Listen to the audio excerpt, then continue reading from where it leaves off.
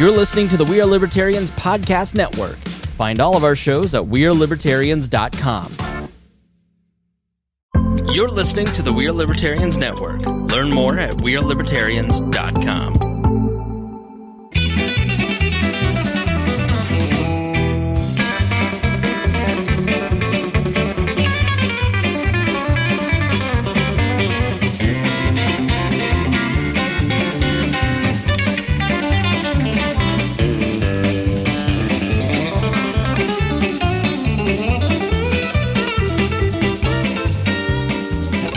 Welcome to the Boss Hog of Liberty podcast. This is episode number 379. Rolls right off the tongue of East Central's favorite podcast, Jeremiah Morrell, joined by executive video producer, audio engineer, a man who's run over 1,000 days in a row because David Goggins talked him into it, Mr. Zach Burcham. Yep, evening. Bones Harcourt, big brown truck delivery to the stars. Battled the weather to get here from, I don't know, where the hell were you today? Plainfield, Illinois? Meridian Hills. Meridian Hills. Oh, the rich bastards. Oh, yeah. Were you delivering diamonds today? Maybe. You don't know? No, you'll know. It's all wrapped in brown boxes. Do they still make you do cash on delivery for things now? It's checks. I had to do checks on delivery, but never cash. No cash. Yeah. No. I don't know the cash make it back. I mean, the 38th in post, the guy gets shaken down. Sean Rao is here, Liberty Defender. Hello. You don't know anything about things that happen at 38th and post. No, I just stay here in Henry County. I just deal with Henry County business. Well, if you need more, 38th and Post is always looking. I'll pass. 16th. See, poor UPS guy get shaken out the 16th Street McDonald's. Shows about our lives in rural Indiana. Okay, so what are we talking about today? We have a president again. We're going to talk about that. Executive orders, things getting renamed, George Bush being the entertaining person he is. Our favorite war criminal, right? State House is back in session. Bones found a story that is going to rock our minds. And there's some sports stuff that happened. So that's the plan. I think you're going to be enjoying it. No booze tasting on this episode, though, Bones. See ya. Yep. I mean, you can drink. You can taste all the booze you want. But Sean is over here doing dry January. It's stupid. Why? Don't do it. I don't know. It's just something I do, and then I regret it. But here we are. We're doing it. The man has drank a gallon of water since he sat down. In protest. All right. This show's about our lives in rural Indiana. We're here to push your boundaries and make you think as individuals. Sometimes we'll provoke you, other times we'll make you laugh, but hopefully you'll always learn something new. Bones, you've been here long enough. Tell us about our patrons and what you remember about them. One patron's Jonathan Phillips, Varsity Outfitters. Well, John Phillips, yes, car dealer. And then the next one is Blake Reese at Varsity Outfitters. What's Varsity Outfitters do, Bones? They embroider stuff. They make T-shirts. That's it. Local sports teams. Yeah. They made your Boss Hog t-shirt. Yes, they did. Yep. Fits well. It's a medium. It's a medium. Now you can do it one or two ways. They have store hours and you can go pick something up they've already made, or you can custom order something and they'll put it on a shirt or whatever that they have, or you can bring your own. Oh. Because if you're a big guy like me, you don't want to take a risk. You just want to put it on something you like, right? For all the options. And then their final $50 or more person is who? Thomas Oakes at Walnut Ridge RV. And what would he sell us there? Probably an RV. Yeah. Travel trailer, camper, fifth wheel, things, fifth wheel, whatever you guys toy hauler. Yeah. Yeah. There's all kinds of cool stuff. Thomas is on there. He was selling a little 42-foot model today, Zach. Which kind? That's a great question. Didn't look that hard. I looked at it and went, "Oh God, Was it a Cougar or Brinkley?" That's not one for me to park. It's something that you don't need a CDL for. No, you don't need one at all. Funny thing, as I was researching bills, with the difference between a fifth wheel and a tag along or bumper pull, where you're pulling off a standard. The current length of your combined vehicle is like 60 feet right now. That's the longest you're allowed to be. And allegedly, Indiana's somebody filed a bill that says we can go to 70 feet long now. Ooh. So an extra 10 foot going down the road. We can be longer than the semis on the road that requires so much supervision. Yeah. Well, I mean, the longest trailer is like 53 feet with a big 18-wheeler in front of it. So maybe. So yeah, You're not getting the 70, I bet. be real close. Here's how they'll do it. And there's a bunch of people that Now I can pull my boat. They'll double tow. Yeah, that'll be exactly what they do. Is they'll took their bass boat to the back of their 46-foot fifth wheel, and that's how they'll get there. So, because that's how a lot of them push it now. I can't imagine double towing. I don't know what you do when you get there. You have to just go back. You just got to drop something. First, you have to get a drink of water because you got a 5-minute walk to the boat, and then you got to unhook the boat, and now you have to park the camper. Yeah, you just got to start dropping things and unhooking. And hopefully, it's not a big boat because then you can't move it by yourself. Well, yeah. My fear has always been that you just get somewhere and the boat's not there. It's just because like gone. There was a picture a couple years ago on I-75, and there was a Jeep Wrangler with a tow bar on it. It was just in the ditch, and it was they don't know where was it was probably being towed by a motorhome. They don't know they lost their Jeep till they got wherever they were going. So that happened to my grandpa. Time. Are you still looking for Grandpa? No. I know exactly where Grandpa's at. Okay, the ditch, 36 and ditch. But Grandma and Grandpa used to have the RV. And they travel everywhere in it. They used to tag along like a little Geo Metro. They got to their one spot, I think, up in Michigan, and the Metro was no longer there. They found it about 30 miles back down a canyon. Mr. Oaks was selling an Alliance Paradigm. Very nice. Alliance. Those are premium. That's a premium product. It's a very nice vehicle. So that's what happens if you are in the Patreon for $50 or more a month.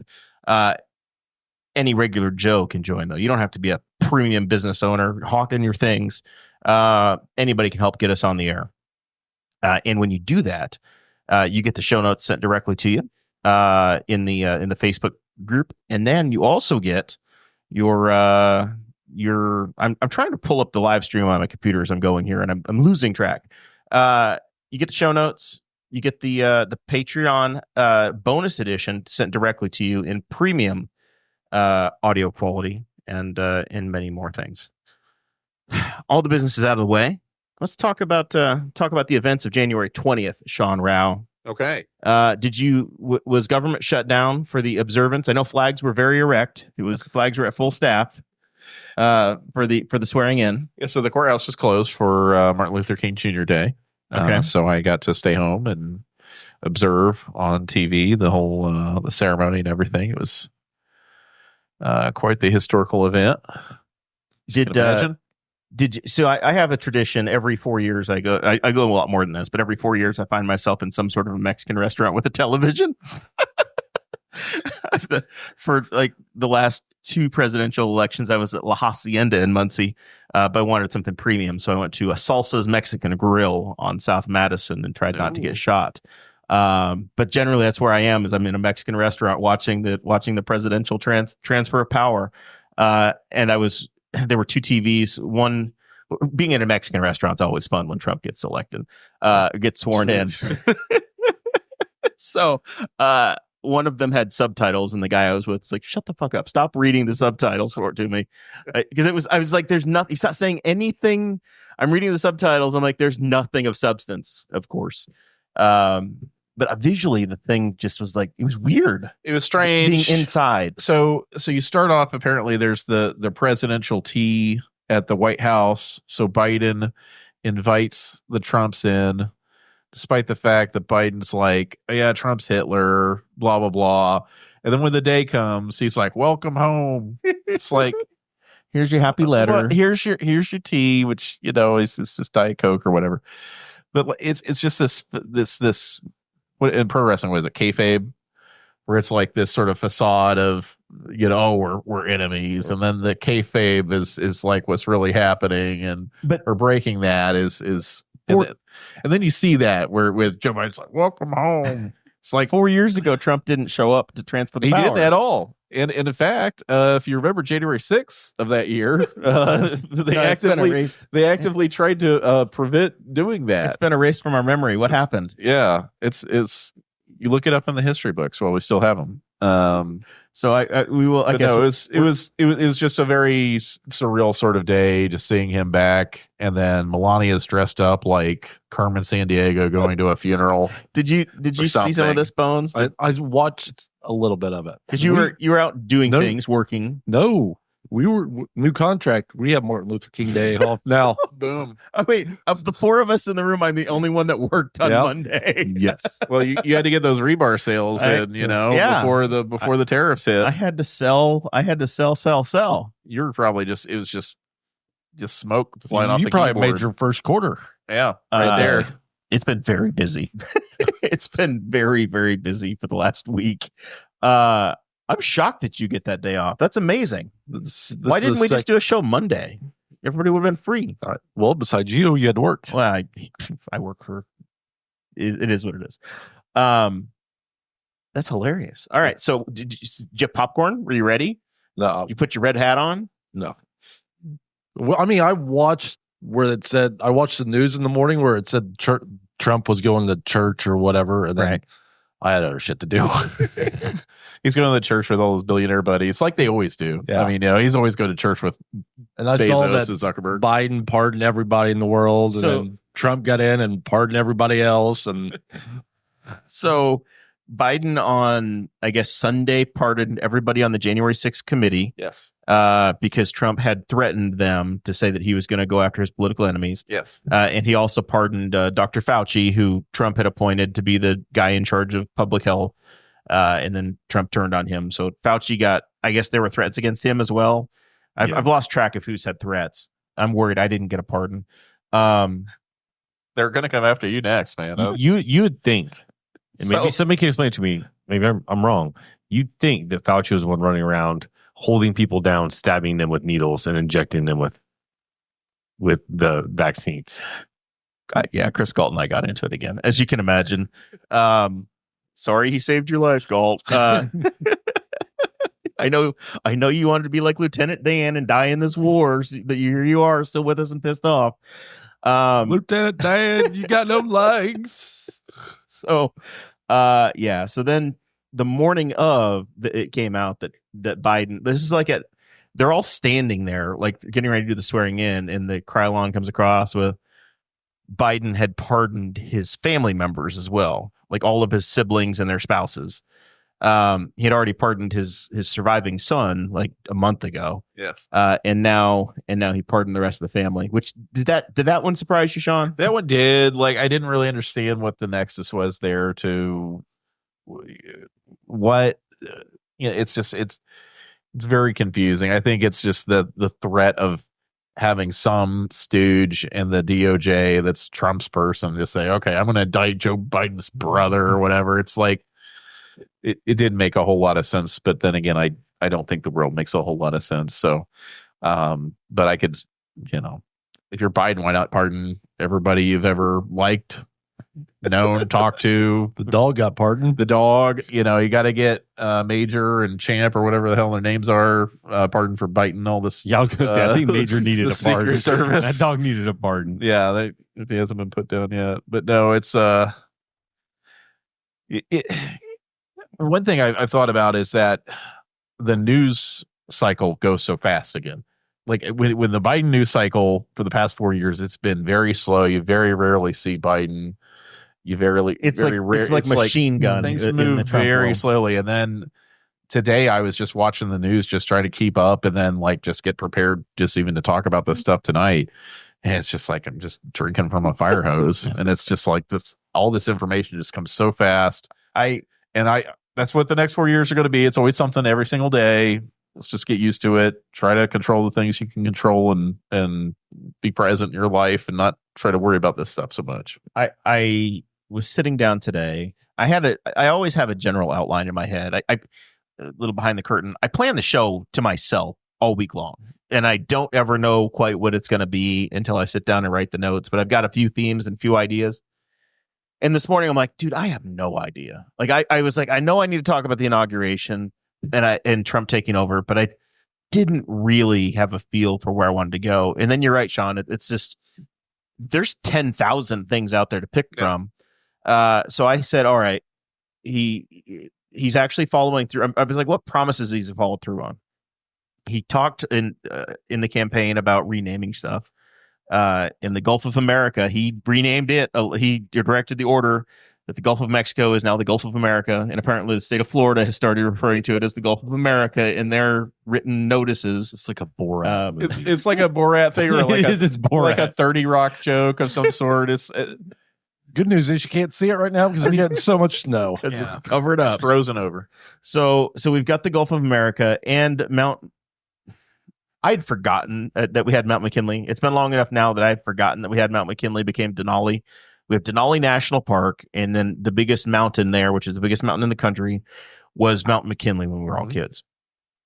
At some point, I don't know if it was Obama or who renamed it, but it became Mount Denali. I think it was Obama. So President Trump, in his executive order, they definitely did the theater well. It was like a scene out of a Gladiator deal where they had a guy, I think one of his attorneys is standing over his shoulder. They've got a stack of one sheet of paper in like it looks like what happens when you graduate college, like the folios with your diploma in it. So there's a stack of probably 30 of these things. And the man is explaining, this executive order renames Mount Denali. And Trump goes and gives his bit about how McKinley was a great president who gave his life, and he was an expansionist, and he got us Panama or whatever the Panama. I think he played left guard in our football team. Yeah, he was. You do need to go back and see what his accomplishments were, where he was in the fantasy draft. The best part about it is when we're going to have a Democrat president, or they just going to switch it back again. Yes, we're just switching it back and forth and whatever. Naming things. The whole ceremony about him signing the executive orders was so funny because it almost felt like, you know how big the Cheesecake Factory menu is, Yes. and it's like they showed him one, and it's like he's like, "What's this for?" And he's like, "Oh, well, this takes the United States out of the World Health Organization." Ooh, a good one. Ooh, I like that. Ooh, I like the raspberry cheesecake. And he did things. It's just a menu of all this stuff that he doesn't even know what he's signing necessarily until it's in the moment. And he does two of very them. strange. He had some in the White House. Yes. And then he had some. They set this up, I think, in the crowd in the Wizard Stadium. So in front of 20,000 people. So it's in the round, and he's sitting there at this official desk, and it's like this WWE announcer saying, "Okay, and this is where we're gonna, whatever." It was insanity. Well, just one after the next. Keep in mind, Linda McMahon is going to be our Secretary of Education. I forgot about that. Yes. So steel chairs are going to be in every classroom, and the teachers can slap any kid with them. It's going to be fantastic. I'm kind of disappointed you didn't hire Michael Buffer somewhere in there. Just some point during the day. So let's get ready to sign. This happens. By the way, he signs everything in Sharpie too. It's like this giant, thick black ink. So great. The signatures have never been better. So the entertainment side of Trump, that warms my heart. And there like with every presidency, there are some things that he's going to do that are going to be great, and some that are going to be absolutely horrifying. Day one with Biden, my biggest complaint with him in the very beginning was that we had the Keystone XL pipeline that was underway, an active construction project, and they pulled the funding, they killed the thing, and it's like that just died. That was wrong. So it's not like I'm only going to criticize one party here. They both suck. But they also every 4 years do something. When you change, this is what happens in my world, Sean, when I don't like any of the parties, is that some of the policies I care about will get taken care of on one side or the other. Today, the executive order came out that they're declassifying the JFK Jr. assassination. Did you hear this one, Bones? No. Well, JFK. I'm sorry, JFK. JFK Jr. was just a bad aviator. Yeah, he just crashed his plane. Maybe he was supposedly. That was going to be a plot twist if it turns out JFK Jr. was brought down. All right. The man sank his plane into the ocean. They spent a week and a half to find him just to bury him at sea. Okay. It's all kinds of money and effort to go find the man just to bury his body back at sea again. It's a Kennedy, all right? He was already there. So Trump announced today that he'll declassify any remaining files from the assassination of JFK, his brother RFK, and civil rights leader Martin Luther King Jr. He signed that executive order today. Well, it makes sense because everybody involved in that whole situation, all of those situations are dead now. So the only embarrassment will be is if the CIA was somehow involved in the assassination of JFK or or Martin Luther King Jr. or whatever else. That would be the only negative for the United States, would be as if there's somehow some government handler with Sirhan or something along those lines. That's the only downside you could see as a government. But the people should know. The people should know what happened. After an aide announced the president that he was signing the executive action, quote, ordering the declassification of files relating to the assassinations of JFK, RFK, and MLK, Mr. Trump said, "That's a big one, huh? A lot of people are waiting for this for long years, for decades." That's right. I want to know if he's going to declassify Area 51 next. I hope so. So It'll be fun. has he? I want to know if, like, is his job so far in this presidency? He's sitting in a room having people shoot him ideas on EOs and things he can do. Yeah. I wonder if it'll just making stuff like somebody's like, you should declassify the JFK. Like, oh, just do RFK and MLK too. Well, I think the last time he was in, he signed like one executive order, and I forget what it was even. It was just, but now he has this sort of salvo of all these things that he's just throwing out there, including what's clearly unconstitutional is trying to end birthright citizenship, which is in the Constitution. Might as well just say, I'm going to end the right to bear arms, or I'm going to end the Third Amendment or the First Amendment, whatever. So these are just shots over the bow. Even the ones that don't work, right? Or it's things that are extremely popular. I wouldn't be surprised if we see something on TikTok or something. You know, in a fever dream, you might see Trump shaking hands with Mr. Beast at the White House, and Mr. Beast buys TikTok. You know, that's not outside the realm of possibility. I want to see an audit of Fort Knox. If we get the audit at Fort Knox, Audit the Fed. Audit the Fed. We get it all. Like whatever is. But really, it's just about him throwing out all these ideas, shooting these shots over the bow in terms of immigration, because they're the birthright citizenship he cannot change as the It's president. the 14th Amendment. It's very, very it's a constitutional amendment. He has wide latitude in the area of immigration, national security, things like that. But it's like he's sending a message, even though he knows it's not going to go through. Because if you open that up to interpretation and like change, the Second Amendment all of a sudden is like any wide open. Like it would they're all stop wide any open. president from saying, okay, this constitutional amendment is not going to is null and void. Yeah. And so then we don't have a constitutional republic. Articles 1 through 5 no longer exist. Take a fat Sharpie and just strike them through. The mechanics of the because this is one that I think our audience actually going to care about. The mechanics of the MLK, JFK, RFK. Trump ordered the director of national intelligence and the attorney general. Neither official has been confirmed yet, because we don't have either of those yet. To spend the next 15 days come up with a plan to release the files for JFK, and then they have 45 days to actually release them. So 60 days from now, they should be out. 97% of the 5 million pages around the JFK files were released in 2022. But I think there were still a lot of redactions in those. The president promised in his first administration he would release the remaining files, and it never happened. So I think he tried, and then the CIA convinced him not to do it. Because I think, Sean, you're right. There's a very good chance there's something. What here. else is there? Everyone else is dead. Anybody else that's ever any human being that was involved in any of that is gone. So what's the purpose in hiding this when we're supposed to be this free and open society? We're protecting the institution. Yes, I guess. So bets. Who do we think did it? I think his brother. JFK. Yeah, his brother. His brother killed him. I think that's Wasn't that'll be supposed the to be- plot Wow. twist. Wasn't it supposed to be Woody Harrelson's dad? There's a lot of brothers possible though. I'm gonna go Ted. He's killed before. Connect those dots. I don't know. Hey, do you know who didn't know where they were? Couldn't name where they were the day that JFK was assassinated? George H.W. Bush. They asked me like, I don't know. Okay, that sounds like, well, who would? But then you think, wait a minute, like Everybody knew. that's one of those things. but That's he one of was- those days that everybody can tell you where they were. It's like 9/11. I could tell you exactly where Yeah. I was, who I was with.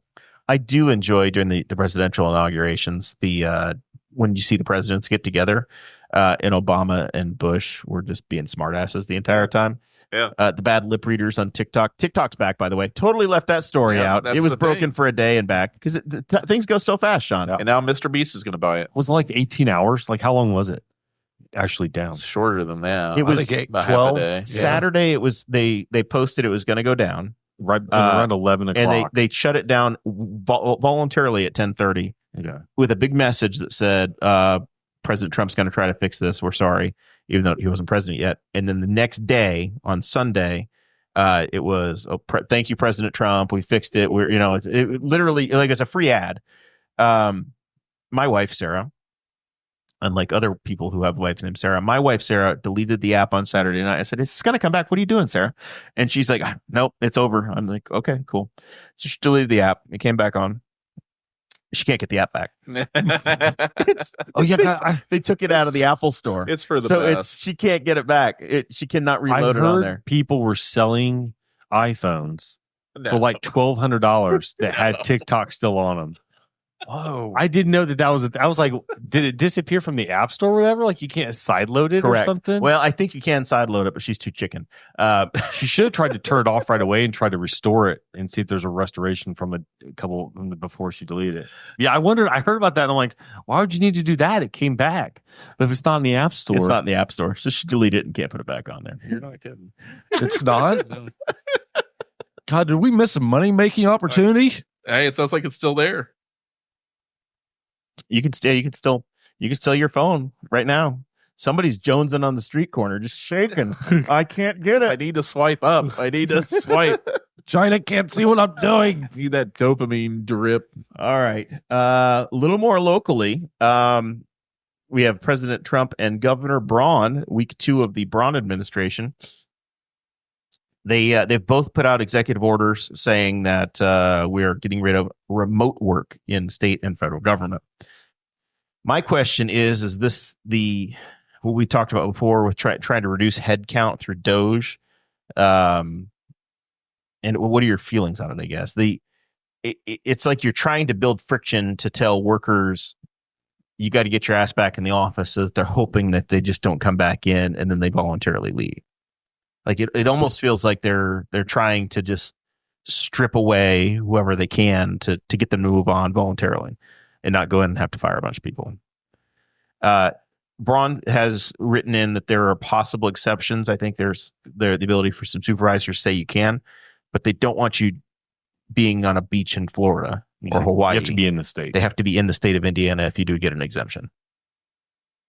Any thoughts or comments from the room? I didn't know this was a problem. Did you think everybody was already back at work? Well, I just thought, okay, you work for remote. Work for whatever the hell you want to. As long as you do whatever needs to be done. It literally is a thing to just make. Yeah, there's no problem with it. Most people are fine remote. I worked remote today. I'll work remote tomorrow.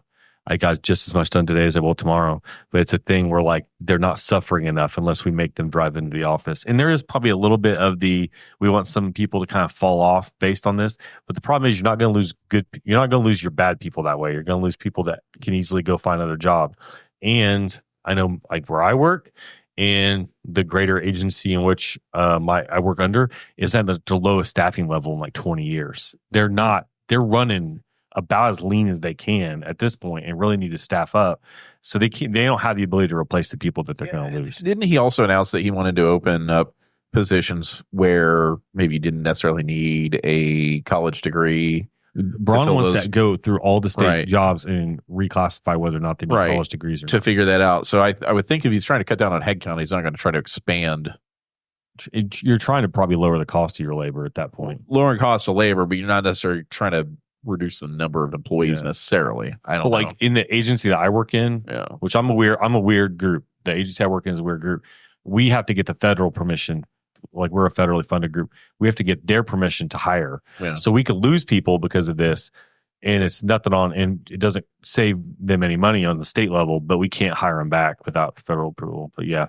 In 2024, the state executive branch reportedly logged 7,300,000 hours of remote work from their 10,588 employees that have remote work agreements. So I guess the state employees all have some sort of a contract or document you put in place. Yeah, we have to put up some stuff. And for the most part, my understanding is the vast majority of state employees are max working 2 days or 15 max hours a week remote. So there's not very many. I don't think they're working more than that. Most of us are 3 days in the office, 2 days out of the office. Any employee who has not demonstrated satisfactory performance will not be eligible for remote work, and there will be very limited exemptions. But you'll have to go. You'll have to go in if you're not meeting a performance. The executive order was signed by both Governor Braun and Secretary of State Diego Morales. If you want more information on Diego Morales, listen to episode 388 of this show, 378 of this show. So all departments and agencies are expected to have all their people back by July 1st. Links to all of this stuff is in the show notes that you get as a patron as well. Bones, this next segment's yours. I said, hey, what do you want to talk about? Talk about desperation. What if we're asking me for topics? This is a great one, dude. This is a great one. So I was like, what do you want to talk about? And you came up over the rope with, hey, they're trying to ban smoking. What is he talking about? And I look it up, and Cigar Aficionado has the story. By the way, loyal cigar, you know what I'm saying? Loyal Cigar Aficionado patron? Yes. So Cigar Aficionado has a petition against this bill. House bill. I'm sorry, it's a Senate bill. It's not a House bill. I'm getting ahead of myself as I'm reading one-handed. Eyes are getting old. Senate Bill 322 was introduced by Senator Ed Charbonneau, Indiana's 5th district senator. And he essentially says that they would prohibit the sale of tobacco, e-liquid, and e-cigarettes to any individual born after June 30th, 2004. It would take effect July 1st.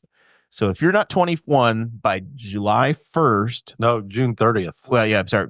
June 30th. So yeah, it would take basically on July 1st. If you're not a 21-year-old, you are never getting high off nicotine. Ever getting tobacco. Not in Indiana. It was 18. Not too long ago, it was 18. I was going to like 3 or 4 years. We were 18. We got to 21 years old. And now we have a legitimate bill filed in Indiana to ban tobacco for life. First off, where's this 5th district? Where's he from? He's Republican. I read that thing. And he went to his own committee. I think, is that the one that went to the committee it went to. The guy who introduced it. It's his committee. He's the chair. He's from Northwestern Indiana. He's a region rat, so to speak. He represents Stark, Porter, LaPorte, Marshall, Jasper, Pulaski, and St. Joseph County.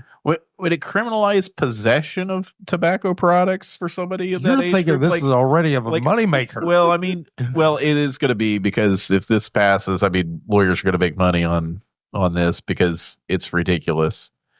I don't know how it would pass constitutional muster. I don't know how it would not. I don't know how it makes out a committee, but I don't know how it gets out of committee either. I think that. I don't know how. Where do you get the idea just to come up with this? It's bizarre. Well, because I bet it's other states have already tried this. You can't. Talifornia failed, but somehow it's going to work in Indiana. I mean, the idea is essentially they're telling you can't take it away from people who already have the right, but you can. Yeah, they're trying to cut off a line. I mean, when they did the transition to 21? Did they do it in a similar fashion, where like if you already were 18? Yeah, so like it was a moving weird. You were moving kind date. of set and okay. There was like a double date for a while there, where it was people after 18 by this date, but not 21 yet for these. Yeah, I can only imagine just trying to do the math on this one for some people for a little while. It would be odd. They're gonna find there's stuff in here talking about. Okay, there's if you actually read the text of the bill, it's just legitimately changing. It's like they went through redlining anywhere in the law and the code that said under 21 years old. It's just born after this date. Just straight up. That's the change that they're trying to make. Can the Constitution defend us from this bullshit, Sean? I think so. I mean, the two words that come to mind are arbitrary and capricious. So I don't know that it would survive a lawsuit, because it's just. I don't know. It seems like such a ridiculous idea. So it has been sent to the Health and Provider Services Committee. And I'm trying to verify what Zach has said here as to the. I read one of these. I checked the notes today. I'm trying to see who serves on this committee, but the website is not as helpful as I'd like it to be. So I'm born before this. So I buy the cigar for somebody younger than me and distribute to them. Am I going to be in trouble? Is there going to be criminal penalties for that, or is that going to be delinquency of a minor? Yeah. Well, of somebody that's like 30 years old. Well, in the future, guess what?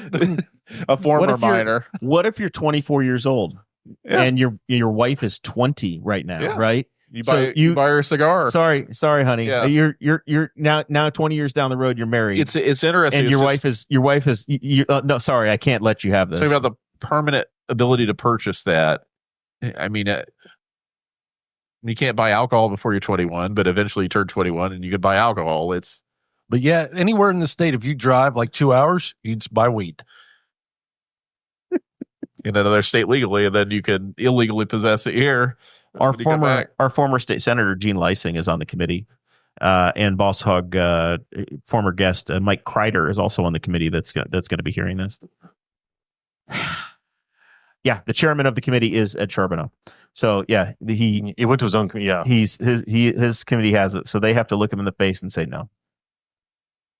I've never sent money to a political foundation or anybody ever.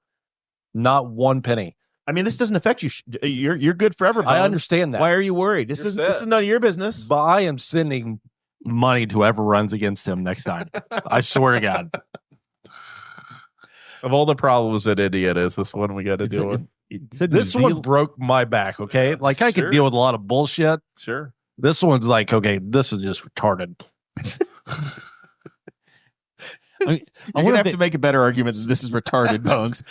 When you do go testify before the committee, I'm gonna need you to put together a 2 or 3 point presentation that doesn't start with, "Hey, first of all, Ed, you're retarded. 2, I'm giving money to the guy running against you, and 3, fuck off." So what? Like, who do you find to sue? Do you find somebody who was born like at 12:01? Yeah, on July 1st. Who has standing here? 2004. Do you have to find a kid that's been egreged? Do you have to find a tobacco company that can't? That's a great question. I was going to say, do you find somebody who's literally like, this person was born 46 seconds too late to be able to smoke? By what person's judgment does this happen? 21 years ago too. Right. And he would have been born 46 seconds earlier if the doctor didn't take a coffee break. Yeah. I mean, like, I would find this almost more realistic if they just set a date out and said in the future, 30 years down the road. Yeah. Yes. Yeah. Like we're gonna phase out tobacco you were products. Born in 2004, so but you got okay, Zach. Time out. So let's role play for a minute. You're now on the committee, and you're having this conversation. So I can get your vote if I'm Ed Charbonneau, future former senator in Bones's view. If we change this from 2000, born in 2004 to born in 2024, I have your vote for this. I would, because fuck them kids. I would be more inclined to, because then I would think that you'd have to come up with some kind of plan to make that happen, like they do for everything else. Like with because we're finally getting this. You got to have your star on your ID to fly. We're like 9/11 was it's kind of 20 what they years do. ago, and now we're finally going to have this sorted. Now, I'll admit, look at how these have worked, and it doesn't work that well. But like where you get like EPA standards on cars and on corporations, where they don't say, "Hey, we're just going to do it this." We have this like over the next 10 years, we're going to do this. So if you came up with a plan over 21 years to cut back on like the nicotine content in tobacco, so it's less addictive, and you can work towards that, I find it more realistic. I don't know if I'd vote for it. I don't even smoke. I'm not a fan of, but to just say to some poor kid who's like 20 and probably grew up in a house where everybody smokes, he's like, I can't wait to buy my own pack of cigs in 6 months, and they're like, nah. Guess jokes, what, kid? Guess what? You were born on the wrong day in 2004, thing. buddy. You own your body, right? You still own your body at this point. Not anymore. Yes. Not anymore. No. Nope. You just can't engage in this commerce, apparently.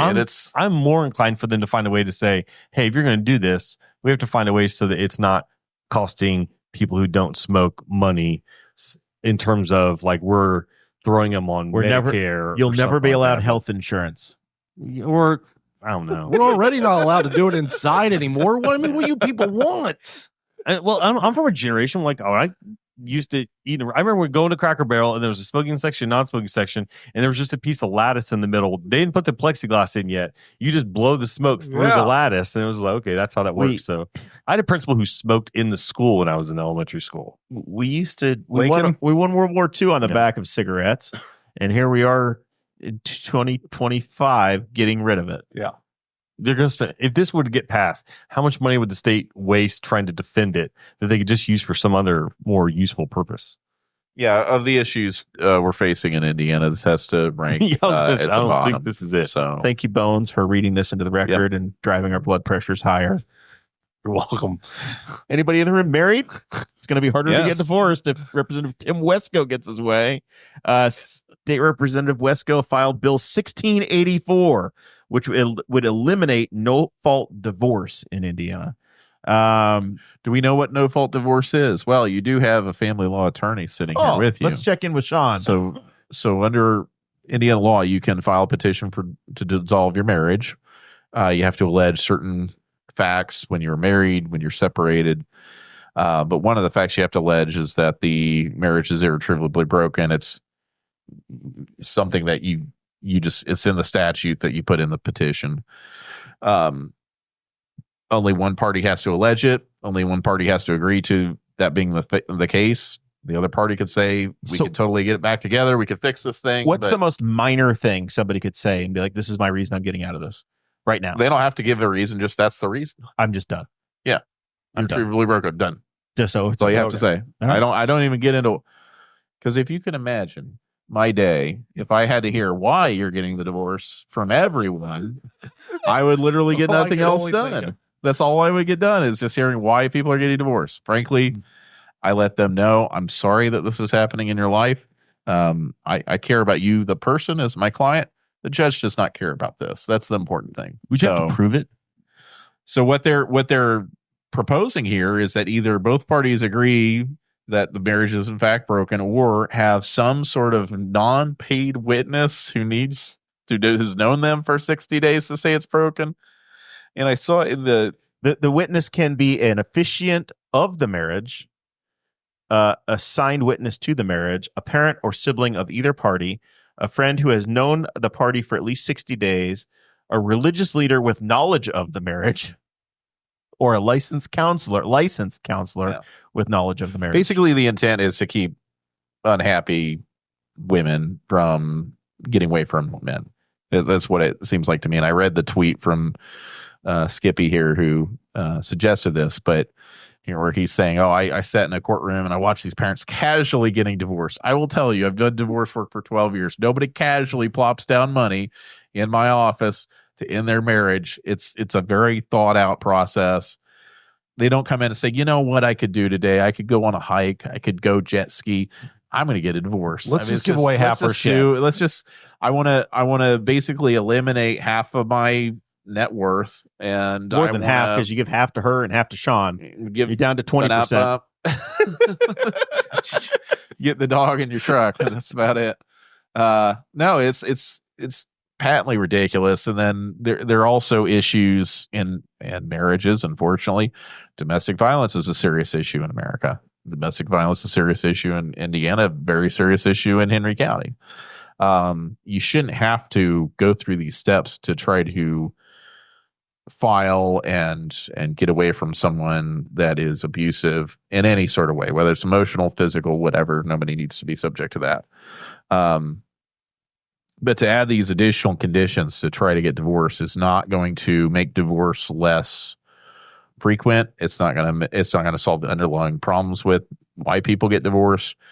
And it's certainly going to make people more unsafe or less likely to seek divorce if they have to say, well, I have to go through all these other steps to do this. Whereas I can just go to a lawyer's office. I can sign some paperwork. We can get through this process.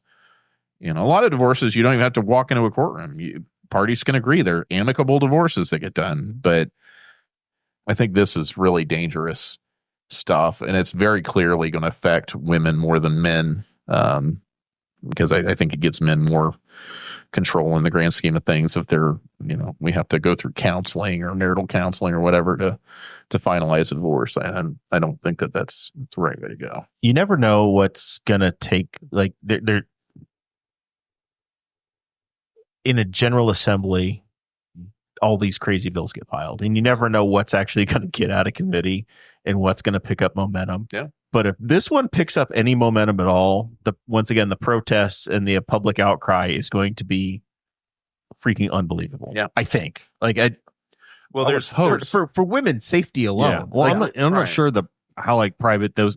So like, would that be public then, whatever the reason is, or is that something that would be kept private? I would guess you'd have to put your reasoning in a petition. You have to say so and so is going to be my witness that's going to testify that my marriage is, and that would be like a publicly available, like, Yeah. like it would be in the record. They're like, oh, I'm filing, because there could be a situation where if you did have, and I definitely agree with Sean that this is a situation which could really affect anybody that's in like a domestic violence situation. Then are they thinking about the fact that there will be people that will still do it, and that now instead they're being like, oh, let's just end this, and the woman quietly gets out, that now she's going to be forced to out this person as an abuser. And in theory, this guy who could have gotten away with it on some level is now going to be outed publicly for whatever he's doing. And it could cause some of them problems if, they seem like the ramifications of this are it's kind of incredible. It's looking for a problem that's not there. People are getting divorced frequently in our society for a lot of reasons. It's not because of convenience. You have to go to a lawyer. You have to pay a filing fee. You have to pay the lawyer. You have to sometimes go to court, go through all this work, go through all your finances, dig through your whole life, basically, and then lay it all out there in a public forum. None of this is convenient. None of this is easy. There's no drive-through divorce. You can get married in a moment. I was going to say, but getting married is still getting married is the easiest thing to do. Getting divorced is very hard, especially if you have assets and kids and different things like that. So that, and I've seen one bill also that would say that for custody, courts should start with a presumption that the parents should each have equal time with the kids. And I think that would cause all kinds of issues, but mostly it will increase what my fees are because I'm going to make more money if these things happen. It's going to take longer to sort it out. It's going to be terrible for the families, but I'm going to make more money. We're going to need more lawyers. So if you're going to need, you're going to just need to pay me more. But no, if you want lawyers to make more money, you want women to be less safe. And if you want more litigation in the world, then go for those kind of ideas. But really, if it's not broke, don't fix it.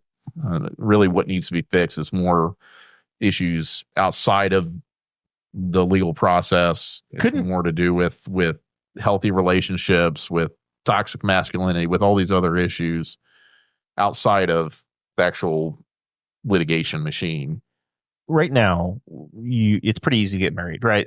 So if you get two people that, I have a left side of my brain that's super analytical. You can go to Joe Lansinger's law office and get married. You can just walk in and get it done. Pay him a nominal amount of money and he'll marry you. He won't marry you, but he'll get you married. I'm already committed. When you get two people dating and they're just cohabitating, and they're together for 15, 20, 25 years, and they decide they're no longer together anymore, now you've got a true mess because you have no legal process to split up that partnership necessarily, right? If they were married, then you have a way to dissolve that partnership. If they've commingled assets when they're not married, that's a problem. Yeah. You never want to put somebody else's name on your house. You never want to put somebody else's name on your car if you're not married to them. If you are married to them and you haven't commingled assets, it doesn't matter. It's all marital assets anyway. So with a few exceptions. But when you get to like personal property, like she's holding my Beanie Babies hostage or whatever, or my Funko Pops, then you got to go to like small claims court, try to sort out some of these things. So then you're arguing about Funko Pops in front of Judge McCord on a Thursday afternoon, which I'm sure would love. But I'm just thinking that you're making it even more difficult to get out of a marriage, so then people are not going to get married. Is what I'm thinking. So like if you make it so that the barrier is too damn high to get divorced, then they're just going to say, oh, we're going to ban the institution even more, which is not what somebody like Tim Wesco, who's the picture Mike Pence, right? He's like, he's a 40-year-old Mike Pence is what he's been in the General Assembly for 12 years. He was elected super, super young. Did Trump try to get him killed too? Not yet. Biden pardoned him. Did Biden pardon him? Give him a minute. But that's the he's the homeschooled, got elected in his 20s, been there for 15 years now. He's from the South Bend area. Facebook friends with me, maybe watching the live stream. But that's where this bill comes from. Like that side of conservatism is where it comes from. And I think that when you introduce a bill like this, it almost drives people away from the institution of marriage completely. Is that? I think people are going to get married that want to get married, no matter what. Not now. It seems too hard to get out of it. Yeah. Well, I had options. Now Now you got to find somebody for 60 days. Yes. But you got to make a friend. most people don't go into marriage though thinking about getting out of it. No, and that's why you don't see many prenuptial agreements. I mean, I've done maybe a handful of them over 12 years. And usually, This you know, is Henry if you've County. been- Nobody has any assets. Well, Is that but Luke you'd be County? surprised. You'd be surprised because we're not talking billionaire assets. I'm talking just, you know, people that have worked for 30, 40 years or are on a second marriage, have their own house after the divorce, have their own pension after the divorce. And then you put all that on the table again. Yeah. And so people never think about divorce when they're getting married, but they should, especially the second time. First time when you don't have anything together. You're all going in. You're naked. young. You got nothing together. Whatever you built together is yours together. Especially if you have like kids from the prior marriage. That potentially. yes, all these other issues. Yeah, second marriages are totally different than first marriages. But no, I don't think this would dissuade people from getting married because I think people are going to do whatever people are going to do. The more I work in law, I think the less law deters certain behavior. I think if anything else, that's just tax codes and different things like that do deter certain behavior. Does make rich people want to give to charity more because they can write it off? Does, you know, those kind of things. I think that has more impact on people's behavior than laws related to marriage or human relationships. And people get married for all kinds of reasons or don't get married for all kinds of reasons. But I think to add this to kind of break or try to fix what's not broken in the system is the wrong way of looking at it. I don't think the answer is from the legal system. I think it's from outside the legal system with why so many people get divorced in America, why so many people get divorced in Indiana. And again, if you want lawyers to make a hell of a lot more money, support stuff like this, and they will, because things are going to get a lot more complicated, more time consuming. But if you want to, again, the safety of women, just getting the system to continue to work at an efficient pace rather than having these longer hearings, more witnesses, more back and forth, all this personal stuff out in the public sphere. Then take that into consideration when you're thinking about these bills. Bones, are you fascinated by the thought of this? Talking you out of the thought of marriage, isn't it? Is. I was so ready to do it tomorrow. He was ready to get hitched up in 25. Nope. Changed his mind. Sorry, miss. Mister. Yeah, she should have got you locked down last year. She should have. Now it's the one that got away. Thank you, dude from South Bend, Mike Pence Jr. South Bend in the news. They're crying still after this week's events, Bones. Notre Dame lost to the Ohio State Buckeyes 34-23 on Monday night in the college football championship game. What were your thoughts on this playoff? It felt sad. I think this is the first time we've had a playoff. I felt like the national championship game was a bit of a letdown. I think the whole playoff thing was a letdown. I think they honestly needed. I didn't love the buys and the neutral field versus the first round. The home teams absolutely ran the field, so I think everybody needed to be on a neutral field. Yeah. Or you needed to add 4 more and have everybody go through on the home field deal and deal with that. So that part, the early part of the playoff was better. But there were so many uncompetitive games, especially that first weekend, where every home team just was a freaking buzzsaw. Yeah. And then as we got through later and later and later, I didn't want to see Ohio State and Notre Dame again. I'd seen a lot. I'm not a huge college football fan as it is, but I'm not a big fan of Ohio State. I'm overseeing them. No, that's not what you said last week. You said you were a closet Ohio State fan. When I'm in Columbus, yes. Trying to sell stuff to people in Yeah, Columbus. I mean, I'm not an idiot. Okay. Right. but I've seen a lot of Ohio State football games this year. I saw them beat Indiana. I watched them have their season end against Michigan. And then you see them get into the tournament, and then they roll over Oregon. They won some huge games. The game over Oregon was incredible. Yeah. But the national championship game just felt like a letdown in comparison. Yes. I think the whole thing was a letdown. 2 months for this to take place, stupid. The college football season starts before the NFL, and all but 4 teams in the NFL are eliminated by the time they finish the national championship. This is the longest football season we've ever seen in high school. Are we complaining about more football? I mean, they're impressionable young student athletes, Sean. When it comes down to Ohio State and Notre Dame, we are absolutely complaining about football. Okay. Well, I want to let me ask you this: who did the Indiana Hoosiers lose to this year? I think they lost to Ohio State, and who else? And then on the road at Notre Dame. Yeah. Oh wow. They beat everybody else except for the last two teams standing. I don't think Ohio State deserved to be in the playoffs. Sig for president. Get Trump out of there. Put Signetti in as president. That's all I'm going to say. Those are my politics. Kirk Signetti is my politics now. I looked it up just to check because they're trying to ban SIGs. They're not going to ban that Sig, buddy. That guy's got the program on the right path, man. I was so jazzed about Indiana football the whole year. And basketball sucks. We're in a terrible place. It's worse than Archie now. They just lost their 5th straight game to Northwestern in basketball. Yes, I'm aware. But Sig, the golden age of Indiana Hoosiers football, let's go. Zach, the gentleman from north of Q, is recognized. Yeah, so I looked at because I listened to Query and Schultz, and they talked about that the final game just seemed to be a bummer because it was so late. They announced the bracket December 3rd. Yeah. And I heard him talk about, he was giving an interview to somebody. He's like, oh, yeah, I can't wait to see him play this week. He's like, oh, no, next week. And it was 13 days before they even started. And they said the minute they announce it, first games need to be that weekend. And they really need to have the championship on New Year's Day and be done. It just felt so drug out.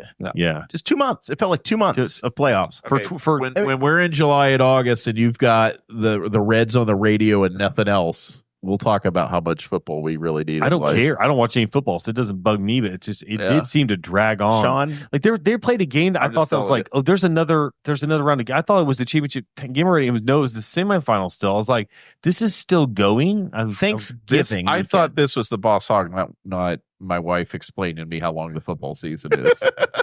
Because all these things you guys are saying are exactly what my wife says. This is still going on. Thanksgiving weekend. This is still happening. This is like the NBA playoffs lasting 3 months. Thanksgiving weekend, we had the rivalry weekend for college football. Yes. The week after that, we had the championship games. So, and this is where I'm like, well, that's what really needs to go is the Big Ten championship that needs to be Thanksgiving weekend, or make it that. But either way, they have no meaning. There's too many meaning. Well, it can maybe knock you out, but now that there's extra playoff spots, and I bet they add more. Because Ohio State didn't even play in their conference championship, and they made the fucking playoffs. And they were advantaged by not playing in the Big Ten championship. Ohio State beat Indiana, and then they went on to lose to Michigan, not play the following weekend when Michigan and Oregon play each other, and then Penn State, Oregon. Yes, I'm sorry, Penn State, Oregon. And then Ohio State gets home field advantage. And then Ohio State somehow is at home, wins against who the hell they play? Tennessee. Yeah, that was it. They got Tennessee, who also lost their championship, I believe, but played in it. Yeah. Did they not play in the SEC championship? Yeah, I think they lose to Alabama. I don't know. I've lost track. This has gone on way too long. Yeah. It's a frustrating system. And I know college football, we've actually followed this the entire time on the show. I think you fix it by getting rid of the championship games and you add, say, 4 more teams, have a true tournament, whatever, let everybody in. And I think we fix it by going back to the crazy bowl system and get rid of, and we just pick 2 teams out of a fucking hat. Let's just have nobody play anybody. We'll just have a couple of polls and we just decide. Here's what college football is about. We have co-national champions. Here's what college football is about. Nebraska and Wisconsin. It's about money. You're never going to put the genie back in the bottle. No. It's done. You're just going to get more games, longer seasons.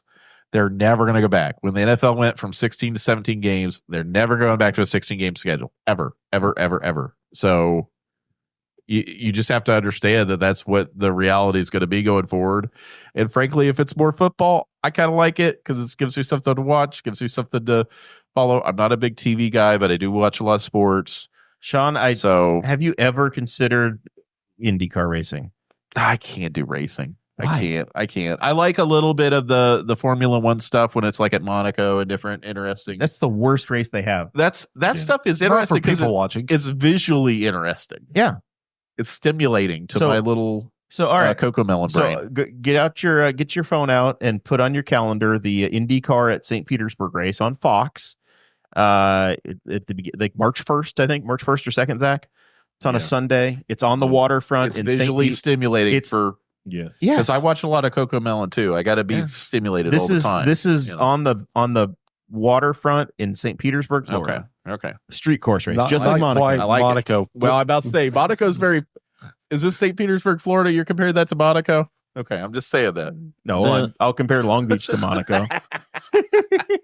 There might that's I'll a tell you bold what, claim. there might LBC. actually be a couple of bigger yachts that you can actually see at St. Petersburg. Ooh, Because last year, Penske had his yacht. It looks like a miniature cruise ship. nice. They have the street course races at St. Pete, at Toronto. Long Beach. Long Beach is Long pretty Beach is very pretty. scenic-ish. I've been there. It runs around the. They did a street race in dockyards? Chicago, didn't they? That was NASCAR. Yeah, NASCAR. did. NASCAR did a street race. Yeah. What's that spell? They run the Long Beach race around like the dockyards and stuff like that. It's around the convention It's center. it's the convention center. It's the Pike Plaza. Okay. The big aquarium they have down there. There's a fountain in the mix. There's a little stretch around. Ooh. Sometimes they end up in the I'm, fountain. I'm interested. They take the flowers out once in a while. Yeah, it's great. I've actually attended the Long Beach Grand Prix. It was a lot of fun. So yeah, if you are an NFL fan and an IndyCar fan, it balances out perfectly. Yeah. Because the NFL season ends the next weekend, you have IndyCar start, and now as the NFL ends here in February, their cars are on track in St. Pete in February. I could see that. So that one works. The NFL playoffs, we are down to the final four. Christy Avery's Detroit Lions, my Super Bowl pick, Detroit Lions, what happened were to them? eliminated. Since we want to keep bringing up my Niners pick, let's bring up your Lions. I've brought my list of excuses. Okay. I'm convinced that all of the defensive staff for the Lions were interviewing in other places and forgot to do their fucking jobs. Or Jane Daniels is just that good. One or the other. Yes, Chris Staten Guffey's his Commanders are heading to the NFC Championship game. The head coach of the New York Jets, Aaron Glenn, he was the defensive backs coach for the Lions. They got torched for 45 points. The defensive coordinator for the Lions also took a head coaching job as well. I'm sorry, the offense coordinator. Yes. Ben Johnson went to Chicago. Yeah. So I think all of these coaches were focused somewhere else. Bill Belichick has said that they need to not let people interview. They need to focus on the jobs they have. That could be an easily stated rule that you can't interview coaches. It's like a tampering thing. Yeah, or tampering thing. whatever. Like during During the playoffs. Yeah, because that's money at stake for losing those games. So we had Chase had the Bears as his pick. They're gone. Brian Nichols had the Ravens. They're gone. When did you make these picks? This is preseason. Preseason. Okay. Before the season started. These are Super Bowl picks. Bones had picked the 49ers. They did not make the playoffs. And the Ravens. But they're Zach going to. Zach chose the Chiefs, who are still alive. Apparently, because they have the entire NFL officiating They do. crew They really do. on their team. Okay, I they didn't do. watch any of that game, but I saw some of these plays where like two defenders hit each other and they got called for hitting the quarterback, and he was just like nearby. Yeah. Like they missed him. Sarah chose the Buffalo Bills, still alive. They will travel to Kansas City this weekend. And yes, I did have the Detroit Lions, who have fallen. Nobody selected the Philadelphia Eagles or the Washington Commanders. None of us had. I had understand that why pick. we had select Washington. I get that. What were they? They were like 4 and something last year. Yeah. They got a new coach. They got Dan Quinn. And Dan Quinn was and the Jaden Daniels. and Jaden I mean, Daniels. he's the real deal. Yes. To me, he's phenomenal. Everybody laughs about 28-3, the Falcons losing, having the lead and losing to the Patriots in the Super Bowl. Everybody blames former Colts quarterback Matt Ryan, but the head coach was Dan Quinn. Yeah. He's the guy that's running the Commanders now. Well, like a million things had to go right for the Patriots too in that game. So that's neither here nor there. No, I had preseason. I had Lions Chiefs in the Super Bowl. So Detroit had everything lined they up. did. They had the home field They did. all the way through, and they lost. Turned the ball over too much. Yep. I think And- we're going back to an Eagles Chiefs Super God, I Bowl. hope not. Chiefs. So I don't think anybody from the NFC beats anybody from the AFC in the Super Bowl. Now hear me out. I think the Eagles have the best roster in the NFL. Maybe. Now their coach is a clown. I get that. The fan base is atrocious. And their quarterback is kind of average. The fan base doesn't get to play. Nick Sirianni is a former Colts defensive coordinator.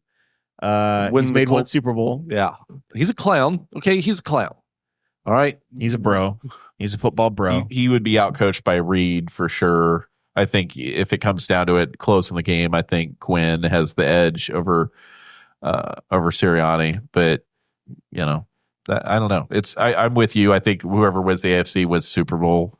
My brother's a huge Buffalo Bills fan, so I'm pulling for him and his team. But I just can't see the Chiefs losing at home. I just don't see that happening.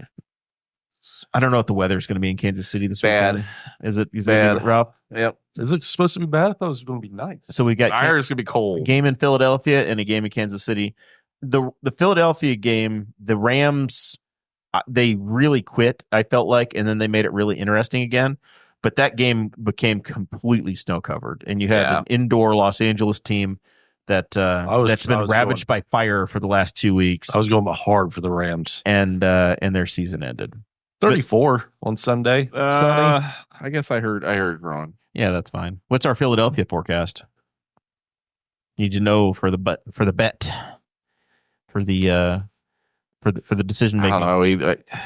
I think that spreads at like 6 now. 38. 38. Yeah, so they're fine. They're hell. That's balmy compared to what we've been getting. I think it could be a real close game there. That first one. I think kind of high scoring back and forth. I think the Super Bowl might have snow on it. It's indoors. Oh. We talked about it in Patreon Bones, but I'm Someone has to work. 8 days from now, I'll be in New Orleans watching them scrape the slush up out of the gutters. You know what? 2024, maybe it wouldn't happen, but like 20 years ago, I would wonder if the roof was built to handle snow. You could see it all. I mean, it went fine in the hurricane. Yeah. Yeah. I want to know how the city's actually really doing. It's crippled. It's shut down. Yeah. It's done. I'm hoping I'm genuinely hoping they're put back together by next week. They'll thaw out. Should be fine. I think did Jeremiah mention on Patreon that they shut down a section of interstate from from Baton Rouge to Florida. Just shut down. I-10 is down. Just closed it. Just don't even can't- try. Don't Yeah, go. Just don't. Yeah. Can't do this. Zach, the motorsports world is back this week. Yeah. The Rolex 24 at Daytona qualifying was today. The race starts on Saturday at 4 o'clock, 1 o'clock. Yeah. I don't know. And then they go two circuits around the clock, a 24-hour race. I'm looking forward to it. 69 race cars. Yeah, I still have Peacock, so I'll try and watch as much of that as I Keep can. your eyes peeled open like Clockwork Orange style. Well, Just I do what Kevin Lee talks about doing on track. Is if there's nothing else going on, I'll just have it on the background. Yeah. And just kind of listen and see what's going on and try and see if I can recognize the driver who's in the car. Or That's not also in the car. how I watch racing. Just have it on the background to see if I can the 24 hours recognize it. is perfect because there's always something going on. Like within the first hour, there's like, oh, here's some cars on the track. Here's a car that's being rebuilt because something grenaded in the first hour, but it's early enough that they might be salvageable to do something. And then always and what their normal weather or their current weather aside, it gets shockingly cold sometimes in Florida that time of year at night, and it causes them all kinds of issues. So it'll be fun to see. And there's some drivers in the kind of opposition. Scott Dixon's driving for Meyer Shank, which he wouldn't normally do them because Chip Ganassi doesn't have a car or doesn't have a. Sponsored by Todd Alt. Is it really? AskROA.com. I'm trying to get the my 37-year-old laptop here to. I knew qualifications were today, but I didn't get a chance to like. Our boy Alex Pillow is starting second. Is the story I heard? Daytona Beach, Florida. It's currently 46 degrees. The weekend forecast: race cars. Saturday high of 59, low of 48 overnight. Not that bad. That's not that bad. It's dropped in the 30s before, and it causes havoc. Could be with cars. And you don't have to plug in your truck at 59 degrees. You do not. Okay, you that's don't. good. Unless it's hybrid. Unless it's What about my Tesla truck? Does that need to be plugged in? Have you driven one? No. Oh, that'd be interesting. Zach, you got final thoughts for me? No, not really. I still want some people to get out there and shovel their damn sidewalks. Yes. It's been like 2 weeks now. yes. I like walk around my block and I'm in the street about to get hit by cars. Same. I'm tired of it. Your mailman is tired of it. Your delivery guy is tired of We're it. walking on ice now. I know. Well, you don't even. It's not even still, snow. but it- We're just listen, walking on ice. I rent this Yeah. place. I don't have to shovel. Whatever. Yeah, They're all- you know what though? They're all renters. I wonder how. Yeah, that's. I don't think Newcastle that's as true, but man, I bet in Indianapolis that is. But like seriously, people go throw some salt or something out because we are weeks after the storm, and you're complaining about you want City won't plow my road. Indianapolis people. City won't plow my road. I'm not shoveling my damn sidewalk. The city of Newcastle has dropped a metric like hundreds of tons of Oh, yeah. salt on the roads. Like Because it's Indianapolis salted is and not. salted and salted. And so Street department here is doing a great go job. find a kid next door and give him a chisel and $20 and tell him to break it up or something. Bones, are there less talented drivers at the place you work that maybe have had a couple scratches along the way over on these icy roads? Oh yeah. You guys get some fun stories? Guys in the ditch, somebody hit a parked car, anything you can share with some anonymity? I mean, people's always hit parked cars or been hit a building. I don't know how the fuck you hit a building. The thing hasn't Jumped moved. right in front of The you. thing hasn't moved in 75 years, but somehow you fucking hit it. I saw a great video of the UPS driver doing his thing, gets out, he's walking up to the house, and right behind him, the FedEx driver pulls up and rear ends the car in front of the house, right in front of the UPS guy, like hits it hard. And you're just like, huh? And he just stops and looks at him like, what the heck? And it's all on a ring. I was stuck today for 3 minutes in the middle of a road. I had stopped to make a delivery and somehow just parked perfectly on this ice rut. Do you have to get out and push? How'd you fix that? I are you equipped with a winch? I wasted 2 bottles of water just to melt the ice enough so I could get a little bit of traction. Wow. Does the truck handle worse the longer you get in the day?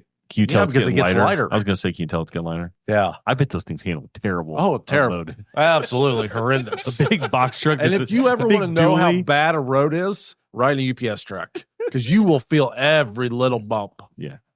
You don't have one of those seats that just glides up and down? Nope. It's metal on metal on metal. If it bounced, you imagine how often straight it would into just your it would just spine. eject the driver out the side if it was like one of those springy seats. Oh, it could easily. You're supposed to wear your seatbelt, aren't you? You'd still go fly out, some bitch. With some of these Indiana roads, absolutely. I'm fearful that this snow's still going to be on the ground when I get on a plane and leave this place. It's supposed to be above freezing this weekend, but it didn't do It's not much gonna be worse last enough. week. It's not going to be enough to get rid of it. We still have snow cover, and this is the 4th Thursday in a row we've had snow here. This has not been normal for us. Normally, in the last couple of years, it's gone. In we have a like 4 good days. snow. Like within a week, it's gone. It warms up, it rains, it melts it all. We were supposed to get the rain last week. It took away like half of it. I was asleep, but I don't know if we didn't get the half inch we were supposed to get. We got a fair amount, but it was just cold water I on see. frozen ice. It didn't get rid of it. The roads are still covered in I'm hoping salt. all this cold takes away the bugs in the summer. I haven't seen a mosquito in a minute. Well, no, but I'm hoping I this still kills see- a lot of them. I still see stink bugs and ladybugs. Final thoughts, Bones. Don't take away your cigarettes. Don't take away my cigarettes. I'm sorry if anybody got offended by my have your loved one spayed and neutered. That didn't come out as well as I thought it would. Sorry about that. So I'm just going to shut up. Oh, tell me more. Bob Barker. Yeah, I'm done. I made you an appointment to get spayed tomorrow, honey. Sean, if somebody needs a no-fault divorce, how do they get a hold of you? Oh, they can contact me at galleon around office while the no fault divorce is still Well, there's still a the coupon. law of the land. Yeah, 765-529-377. No, one of my favorite conspiracy theories kind of raised up again here for the inauguration, which is, and I might be the only person that is interested in this conspiracy theory, is that Melania Trump has body doubles. Okay. I'm convinced there she has to have certain and then when she was wearing the hat, yeah, that's one of them, but I think that really was her there. Because after 20 years of marriage, she turned him away for a kiss. And yeah, you thought but maybe that's not the right one. You see there she appears totally different in public at different times, and then there'll be times where she's never seen with him, like during the campaign. So the resurfacing of one of my favorite conspiracy theories, Melania Trump having big body double, was almost resurfaced with the inauguration. But I don't know. We might have to debunk that one. And then with the JFK assassination, George H.W. Bush being involved, we'll have to find out. So once President Trump shines the light on the truth. I'm jokingly putting down one of the Kennedy brothers as the assailant. You're going for HW. Herbert Walker being involved. That's another one of my favorite conspiracy theories. I have no factual basis to go off of necessarily, other than the fact there's a bunch of weird coincidences. You think CIA did it, or do you have or do you think it was Mafia. just the mob? It's a mob thing. Yeah.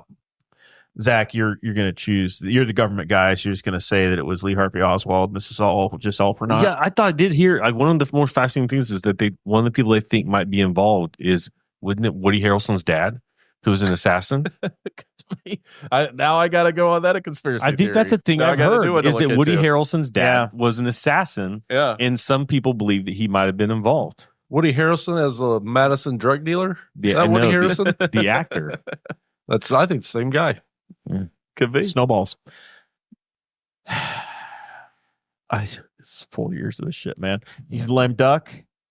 He's a lame duck president. Unless he tells us Maybe. otherwise. Unless he wants to executive order out of the Constitution. What's he done? Hasn't done that this week, has he? I will say that the next 100 days are when there's the most power for the Trump presidency. And whatever they're going to get done has to be done between now and this summer. They're down to, I think they can't lose any votes in the House because there are 2 more members of the House that are joining the Trump administration, Elsie Stefanik and somebody else. So based on the House rules, they cannot have a single Republican defector on any bill, or they'll have to have Democrat help, or bills are going to fail. Senator Murkowski this week has already said she's not voting yes to Pete Hegseth. I think that it's a 51 whatever. So I think they'll have one. They would have to have a tiebreaker at that point from JD Vance to get them confirmed, or else they're done. So if they lose one more member of the Senate, then you're going to start seeing cabinet nominees go down. It's a really, really tight line for the Trump administration to get anything done. In April, theoretically, they'll pick up a couple more House seats because they were plus 20 or 25 or red when they hold the special elections to replace the 2 Florida congressmen plus Stefanik. But I saw some pretty incredible quotes about the Secretary of Defense. It's not good. Yeah, it's not good. This is as strong as Trump has looked in a long time, right? Like he's super authoritarian. He knows what he's doing as he's gotten back into the office. Nobody's holding the reins back. He doesn't have anybody that's trying to slow him down. But there's not a lot of margin, and incumbents always lose seats at the midterms. So you got to think that if it's a 2 or 3 seat margin right now, that 2 years from now, the Democrats are probably holding the gavel. So they have and I think the Republicans are smart enough to know this, that you've got to get stuff done right now. Well, especially with his experience in the first term. Yeah. I mean, he knows that, and he's going for broke this time. So, and you saw what happens to a 78-year-old man 4 years ago and how they lose their mental acuity. This is as sharp as the man is going to be. Yeah. Everybody's getting ice cream. Biden was okay for the first year and a half, and then it went to shit Quickly. The same may happen here. So, and I saw there's another round of bird flu going out. A bunch of chickens just died. Egg prices aren't going to get any better. So It's a really good time to go to Murray McMurray Hatchery and buy yourself some pullets and have some chickens at home. Yeah. If you want eggs at any reasonable price, be in charge of that yourself. We will be back next week. All kinds of state house talk. We have at least 2 state legislators and maybe more coming on next week's show.